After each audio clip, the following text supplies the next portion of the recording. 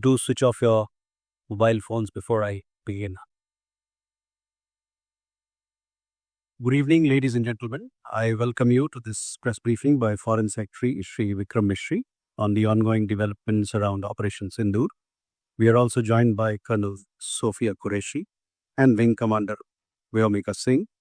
With that, I hand over the floor to Foreign Secretary. Sir, over to you. Thank you Dilip. नमस्कार, good afternoon, आप सबका स्वागत है। और मैं सबसे पहले अनुरोध करूंगा कर्नल सोफिया कुरैशी से कि वो आपको आज तड़के सवेरे से कोई घटनाओं से अवगत कराएं। Colonel Qureshi. Thank you sir. नमस्कार। 8 से 9 मई 2025 की मध्य रात्रि को पाकिस्तानी सेना ने सैन्य बुनियादी ढांचे को निशाना बनाने के इरादे से पूरी पश्चिमी सेना पर भारतीय वायु क्षेत्र का कई बार उल्लंघन किया। यही नहीं, बल्कि पाकिस्तानी सेना ने नियंत्रण रेखा पर भारी कैलिबर वाले हथियारों से गोलीबारी भी की। अंतर्राष्ट्रीय सीमा और नियंत्रण रेखा पर लेह से लेकर सरक्रीक तक 36 स्थानों पर 300 से 400 लगभग ड्रोनों का इस्तेमाल घुसपैठ का प्रयास करने के लिए किया गया।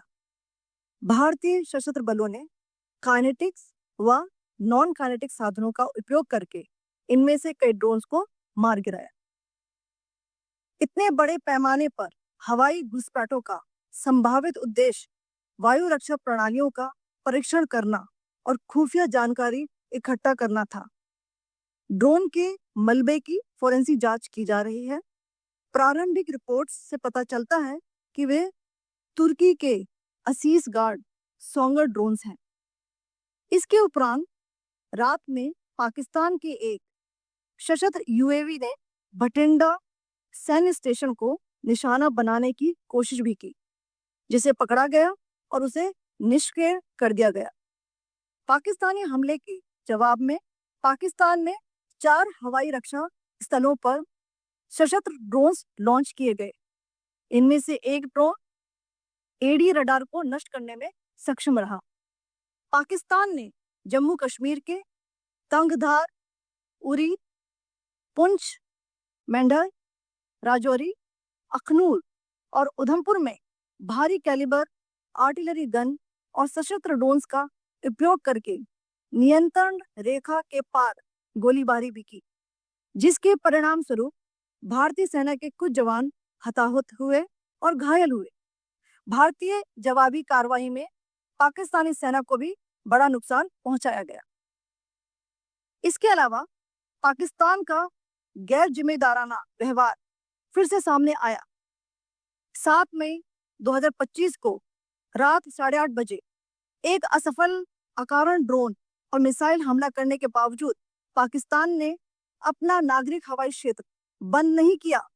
पाकिस्तान अपने नागरिक विमानों को ढाल के रूप में इस्तेमाल कर रहा है, जबकि उसे अच्छी तरह से पता है कि भारत पर उसके हमले से हवाई रक्षा की तीव्र प्रतिक्रिया होगी। यह भारत और पाकिस्तान के बीच अंतर्राष्ट्रीय सीमा के पास उड़ान भरने वाले अंतर्राष्ट्रीय उड़ानों सहित नागरिक विमानों के लिए सुरक्षित नहीं है। यहाँ स्क्रीन शॉट में पंजाब सेक्टर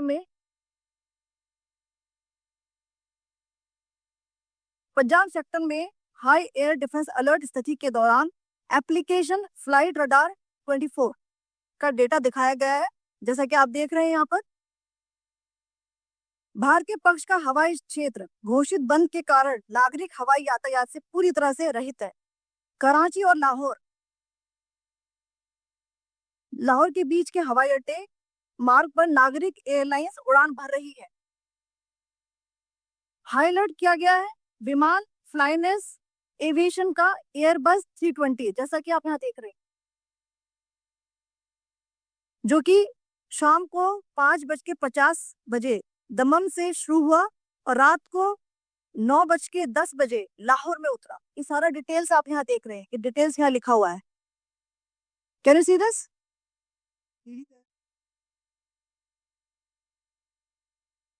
भारतीय वायुसेना ने अपनी प्रतिक्रिया में काफी संयम दिखाया और इस प्रकार अंतरराष्ट्रीय नागरिक विमान सेवा की सुरक्षा सुनिश्चित की। धन्यवाद। जय Hind. So, good afternoon to you all. On the intervening night of 8-9th May 2025, Pakistan military carried out multiple violations of Indian airspace along the entire western border with an intent to target military infrastructure. Pakistan military also resorted to firing of heavy caliber weapons along the line of control. Along the international border and line of control, drone intrusions were attempted from Leh to Sar Creek at 36 locations with approximately 300 to 400 drones. Indian Armed Forces brought down a number of these drones using kinetic and non-kinetic means. The possible purpose of these large-scale aerial intrusions were to test the AD systems and gather intelligence. Forensic examination of the drone debris is being undertaken. Preliminary reports suggest them to be of Aziz Guard Songa drone of Turkey. Later in the night, an armed UAV of Pakistan attempted to target Bhatinda military station, which was detected and neutralized. In response to the Pakistani attack, armed drones were launched at 4 air defense sites in Pakistan. One of the drones was able to destroy an AD radar. Pakistan also carried out artillery shelling across the line of control using heavy caliber artillery guns and armed drones at Tangdhar, Uri, Poonch, Mendhar, Rajouri, Akhnur, and Udhampur in Jammu and Kashmir area, which resulted in some losses and injuries to Indian Army personnel. Pakistan Army also suffered major losses in Indian retaliatory fire. Additionally, Pakistan's irresponsible behavior again came to fore.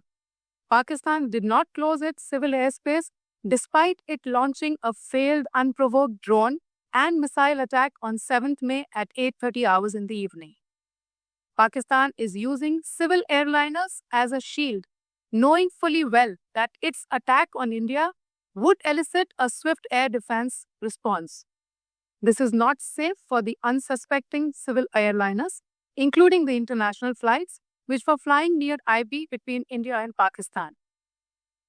The screenshot we just showed and we shall share with you, it shows the data of the application Flight Radar 24 during a high air defense alert situation in the Punjab sector. As you have seen, the airspace on the Indian side is absolutely devoid of civil air traffic due to our declared closure. However, there are civil airlines flying the air route between Karachi and Lahore. Amongst the other civil aircraft that you can see, we have highlighted an aircraft which is Airbus 320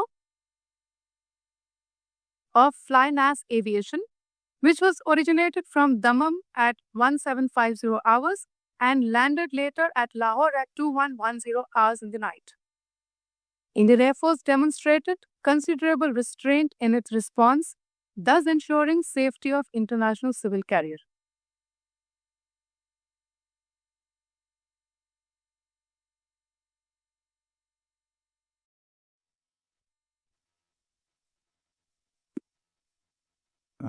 Thank you, Colonel Qureshi, Wing Commander Singh.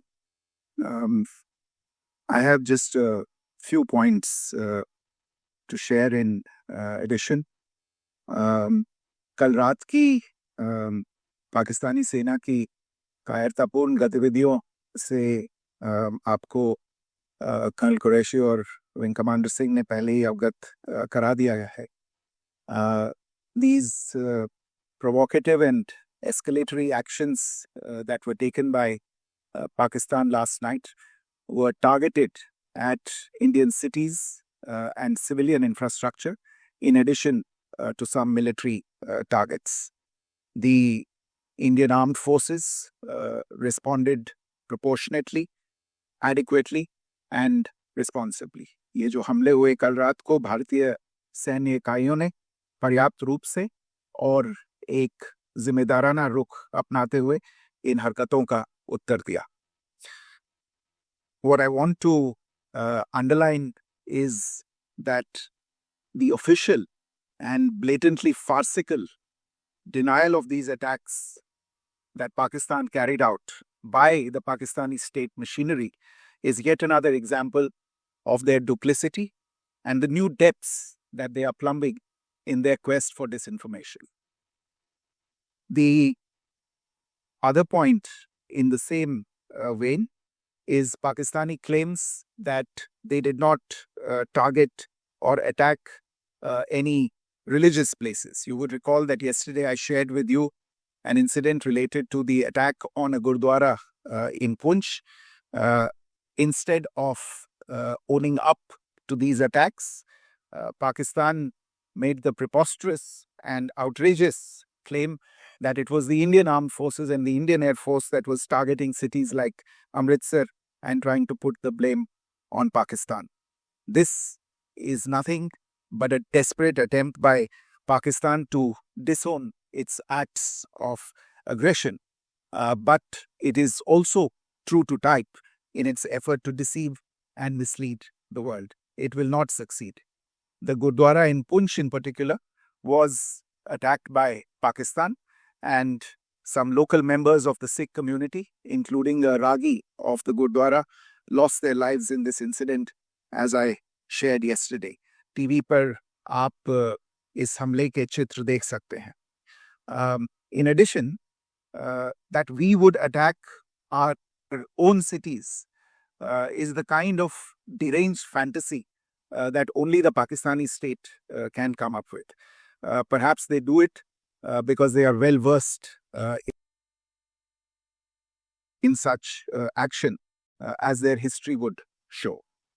The last point I wanted to make this evening is again this information that is coming from Pakistan about India targeting the Nankana Sahib Gurdwara through a drone attack.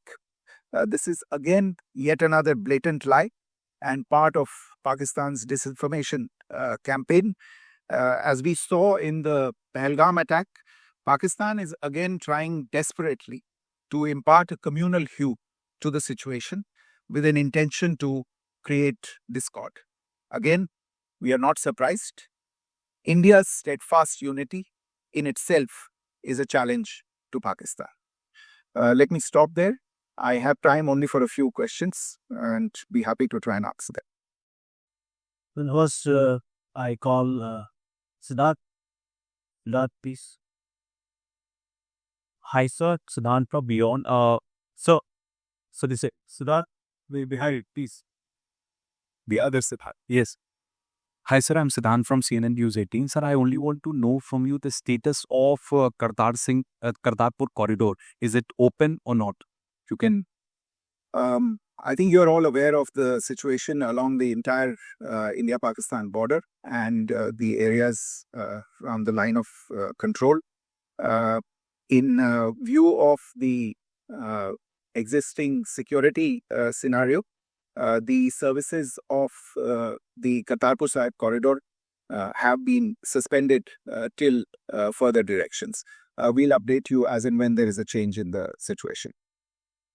You have a question here, Rishabh? So, good evening, Rishabh from Times Now. So, you spoke about religious places being hit in Jammu. There's another religious place, which is a Carmelite nun church that has been hit. What do you have to say about it? If you can explain that to us. Actually, we do have some information about this extremely regrettable and condemnable incident during heavy shelling across the line of control in the early morning of 7th May. A shell fired from Pakistan landed just behind the Christ School run by the Carmelites of Mary Immaculate, a congregation in Puj. Tragically, the shell fired from Pakistan hit the home of 2 students of the Christ School.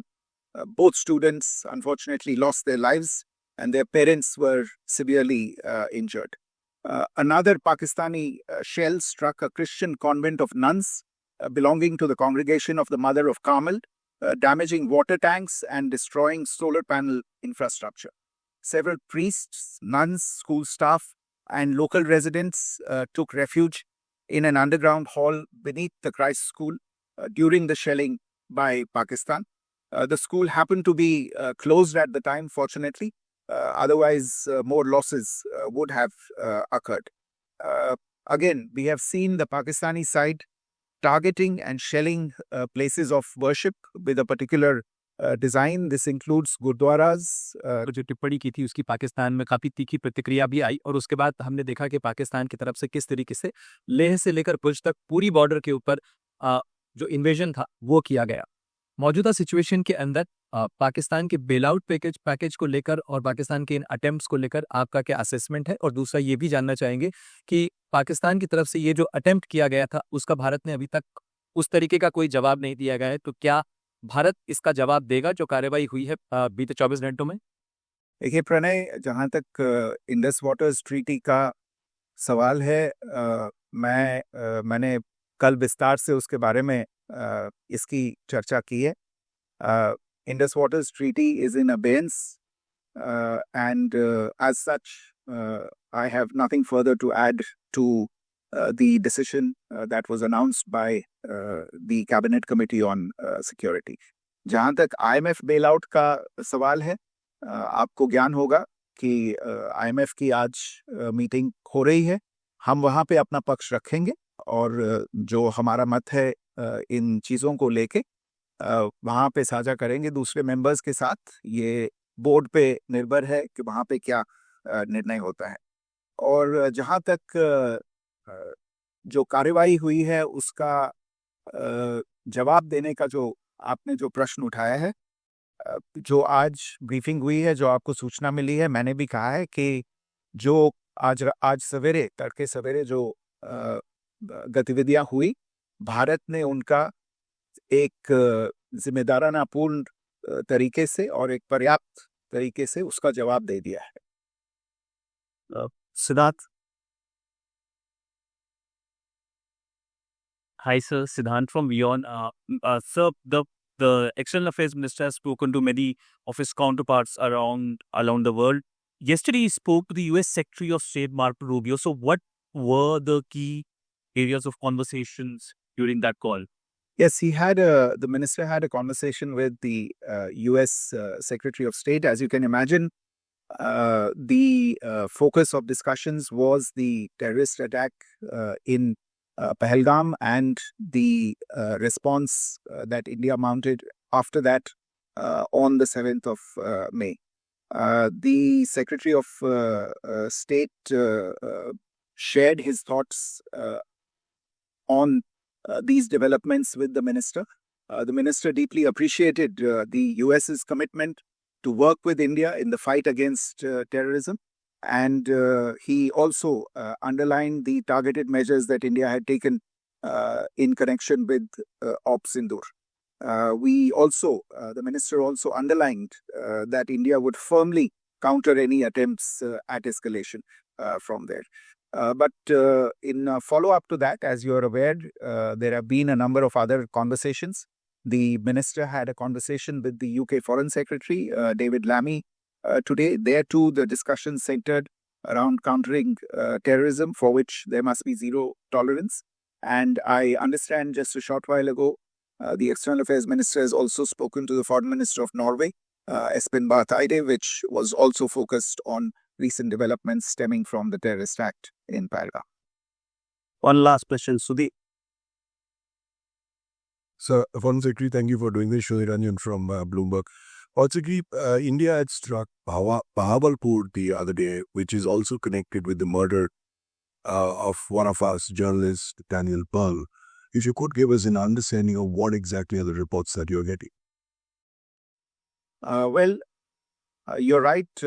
Bahawalpur is the headquarters of the Jaish-e-Mohammed terrorist group that is proscribed by the United Nations. Its leader, Maulana Masood Azhar, is a proscribed individual. It is, you brought up the connection with the tragic death or killing of Daniel Pearl of the Wall Street Journal. The Jaish-e-Mohammed was in some way, directly or indirectly, responsible for the death of Daniel Pearl. But the real connection is through Ahmed Omar Saeed Sheikh, the British Pakistani jihadi who was held in India but was finally released in 2000, and he was the person who lured Daniel Pearl to his eventually leading to his murder. So these are all obviously connected figures, connected individuals, connected institutions, and the attack on Bahawalpur, on that facility of the Jaish-e-Mohammed in Bahawalpur is, I would imagine, a fitting part of this unfortunate incident. Thank you all. Thank you, sir. With that, we come to the closure of this press briefing. Thank you very much.